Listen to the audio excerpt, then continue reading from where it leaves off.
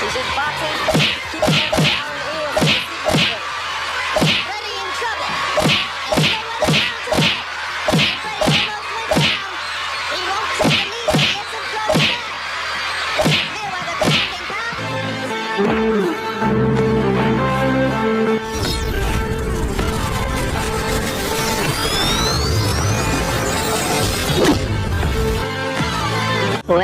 Well, kumusta kayo mga idol? Tigas, Libada USA.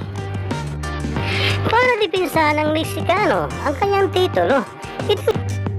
Mayanim siyang pinaghahawakan na titulo, habang si Floyd Mayweather Jr. naman ay may malinaw nga po mga idol ang kanilang laban, dahil marami ang nagsasabi na panalo daw dito ang Mexicano.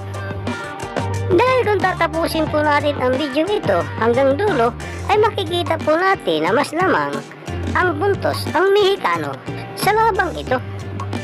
Well, alam naman natin mga idol na wala sa amateur, isa na dito ang Mexicano na si Juan Carlos Navarro. Ayon pa sa Mexicano, kaya lamang natalo niya si Floyd Mayweather Jr. ay dahil sa pinipressure niya ito. Gayon din ang laban Marcos Maidana versus Floyd Mayweather.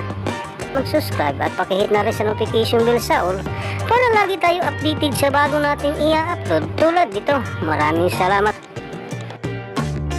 Dahil akala ng lahat ay panalo dito ang Mexicano, dahil kung titingnan po natin mga idol, ang score nila ay napakalayo po ng puntos ni Floyd kay Castillo.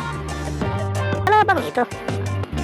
Para sa inyong opinion, i-comment mo niyan sa ating comment section sa ibaba.